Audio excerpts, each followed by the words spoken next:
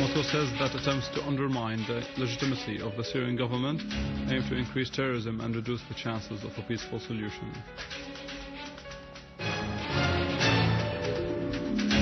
Austria expressed rejection of arming the opposition in Syria, calling for a peaceful solution to the crisis.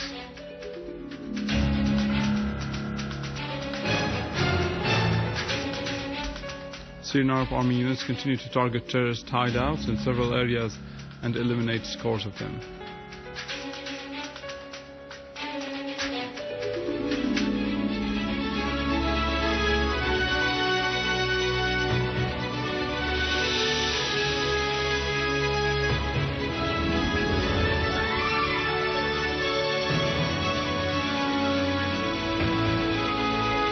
Good afternoon, this is the news in English from the Syrian Arab television in Damascus.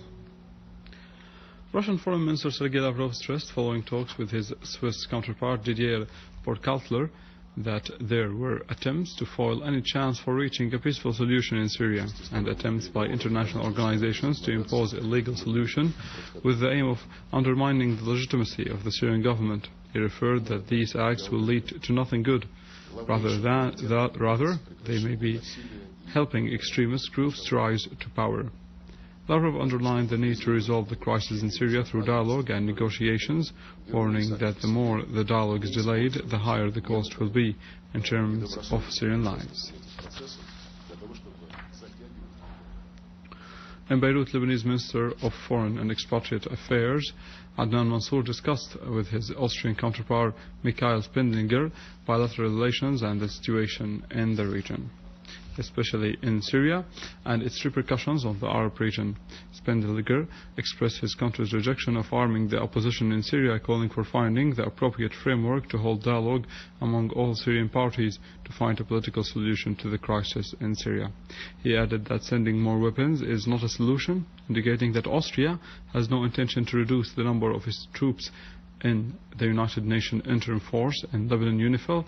He warned against France and Britain's call to arm the Syrian opposition, as it constitutes big risks on the future of the United Nations Disengagement Observer Force operating in the occupied Syrian Golan, particularly the Australian force. In turn, Mansour said that Lebanon puts great importance on the international community to ensure the requirements of the evacuees from Syria.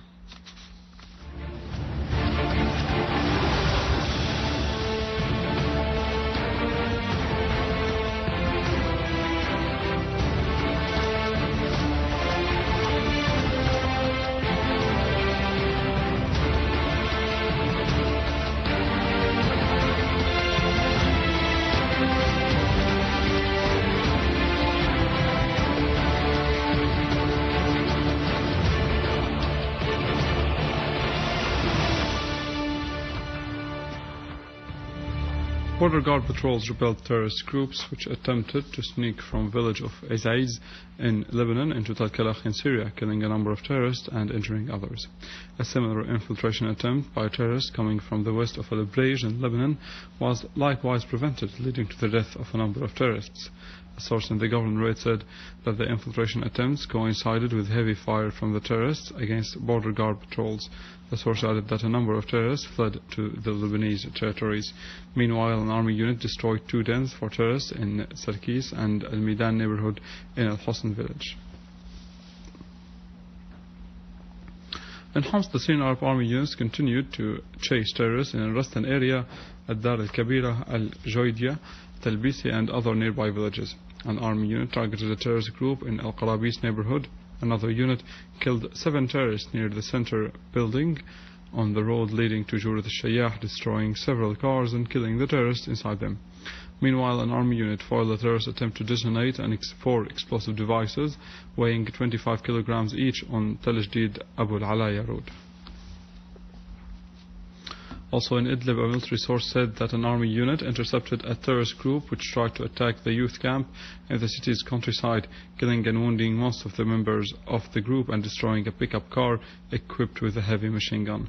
The source added that armed forces units targeted terrorist gatherings and hideouts in the areas of Ma'arat Nauman, Ma'arat Dibsi, Majdalia, Kafar Amim, Jarjanaz, Ma'arat Masriyin, Benish, Saraqib, and Nerab Menis, Akfaloon and Kurin, eliminating a large number of terrorists and injuring others. Syrian Arab Army restores control over Tel Nabi Mendo in Homs countryside following confrontations with terrorists who tried to infiltrate into the area. Terrorists have been trying to infiltrate into Tel Nabi Mendo, but their attempts were foiled by the Syrian Arab Army. Confrontations are still continuous in the areas neighboring the Tel, where terrorists are opening fire from Arjun, Al-Qsir and Al-Hamidiyah against the Syrian Arab Army forces.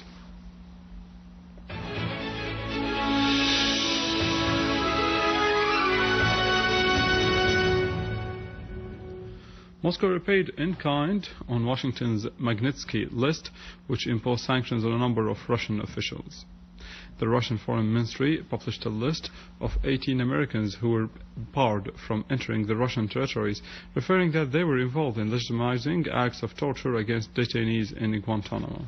The Russian Foreign Ministry expressed regret for the damage caused by Washington after the issuance of Magnitsky list. In Bahrain, demonstrations continue in various areas to protest against injustice and violations of the ruling family there. Hundreds of people took to the streets of Manama protesting against the government's hosting of formula races, renewing demands to achieve freedom and justice in the country. Bahraini forces used gas and sound bombs to disperse the protesters.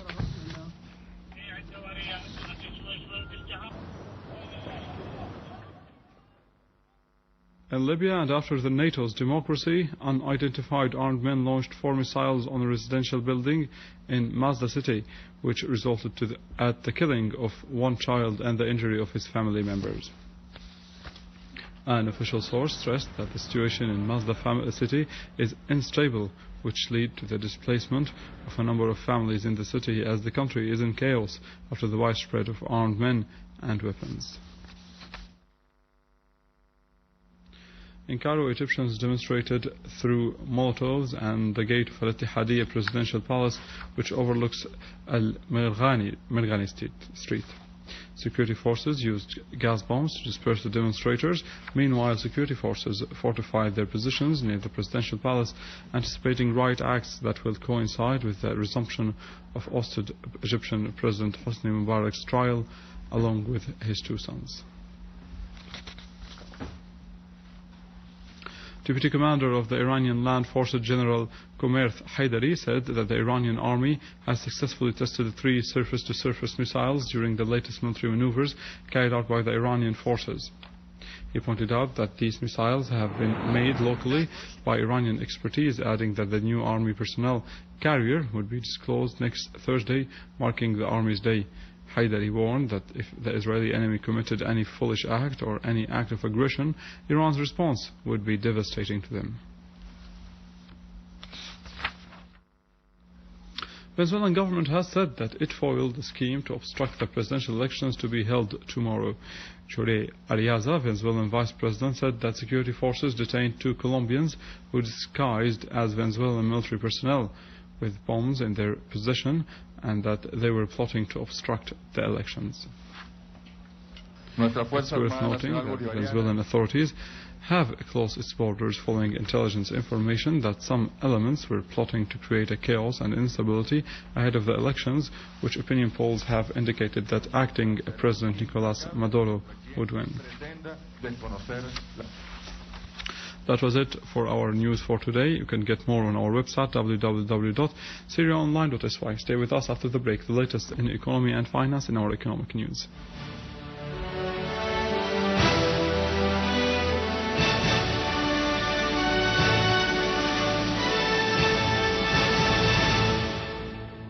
Good afternoon. The Council of Latakia City set a work plan in order to find solutions for providing lands necessary for the projects of the cooperative and the labor housing. The chairman of the City Council said that the plan aims at accelerating the establishment of the labor, cooperative and youth housing units, in addition to studying the capability of finding other estates to be allocated for the general establishment of housing and the residential housing union, adding that the plan includes amending the organizational qualities of the housing units in order to achieve the economic advantage. The manager of the mills company stressed that implementing the 5 mills will be accomplished in a short period, noting that the mills were agreed to be established with the Iranian side in Daraa, Suwaida, Tabqa and Al-Qamishli with a 300-ton capacity every day for each mill. The manager also said that the credit was opened for that as the contract reached 62.6 million euros, indicating that negotiations with the Russian side continue to sign a contract for equipping Tel Kalakh mill with a 600-ton capacity every day. Austria rejected the statements made by the French finance minister threatening to put Austria in the blacklist for tax evasion, covering up deposits for foreign funds in the banks, and rejecting to share banking data with its European counterparts. In a meeting of the EU finance ministers in Ireland, some European countries such as Britain, France and Spain insisted upon pressuring on Austria to make an agreement to show foreign fund deposits in its banks and to work on banking exchange with other European countries, the thing which Vienna still rejects until now. The price of gold dropped 100 Syrian pounds per gram in the local market, reaching 4,850 Syrian pounds for the 21-carat gold, as the Jewelers Assembly set the price of the Rashadi golden coin at 35,400 Syrian pounds and the English coin at 39,600 Syrian pounds.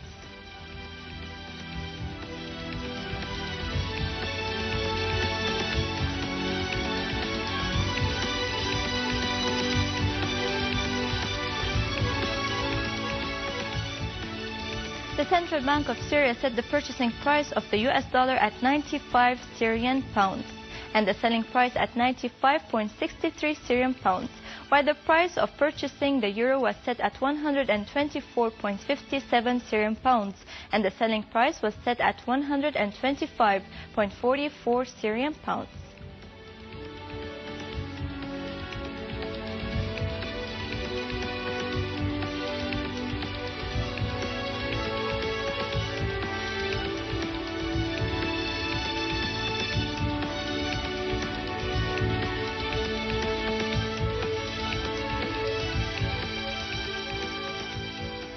With this, we conclude our news. Thank you for watching and goodbye.